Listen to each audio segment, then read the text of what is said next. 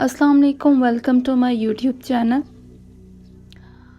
आज एक छोटे से वाक़ये के साथ मैं हाज़िर हूँ। ये कोई स्टोरी नहीं है, लेकिन एक बहुत अच्छा वाक़या है जो मैं आपके साथ शेयर करूँगी। एक दफ़ा एक बुज़ुर्ग अपने गांव जाते हैं, तो जब वो वापस आ रहे होते हैं तो उनको काफ़ी देर हो जाती है, यानी काफ़ी रात हो जाती है। तो वो गुज़र रहे होते हैं, मस्जिद उनको नज़र आती है, वो वहाँ पे नमाज़ अदा करते हैं। तो उनको बोलते हैं क्या मैं यहाँ पे रुक सकता हूँ, रात काफ़ी हो गई है। तो जो मस्जिद की इंतज़ामिया होती है ना, वो उनको कहती है नहीं जी, आप यहाँ पे नहीं रुक सकते। वहाँ करीब से ही एक नान वाला गुज़र रहा होता है। वो कहता है आप क्यों बुज़ुर्ग को तंग कर रहे हैं। वो बुज़ुर्ग से कहता है कि आप मेरे घर तशरीफ़ लाइए, वहाँ पे रात गुजार लीजिए। बुज़ुर्ग उस नान वाले के साथ चले जाते हैं। जब रात को नान वाला अपने तंदूर के लिए आटा गूंथता है तो साथ बोलता है अस्तगफिरुल्लाह अस्तगफिरुल्लाह अस्तगफिरुल्लाह। ये विर्द करता है और साथ साथ आटा गूंथता है और साथ साथ विर्द करता रहता है अस्तगफिरुल्लाह अस्तगफिरुल्लाह।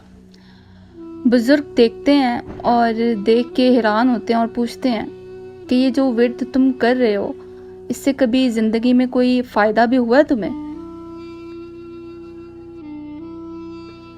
नान वाला कहता है कि अब आपने पूछ लिया है तो मैं बता देता हूँ कि मेरे पास इतनी दौलत है कि मैं संभाल नहीं सकता, और मेरी कोई ऐसी दुआ नहीं है जो आज तक कबूल ना हुई हो, या मेरी कोई ऐसी हाजत या ऐसी ख्वाहिश नहीं है जिसकी मैंने ख्वाहिश किया और वो पूरी ना हुई हो। अल्लाह पाक ने मेरी हर दुआ, हर हाजत पूरी कर दी है इस विर्द की वजह से।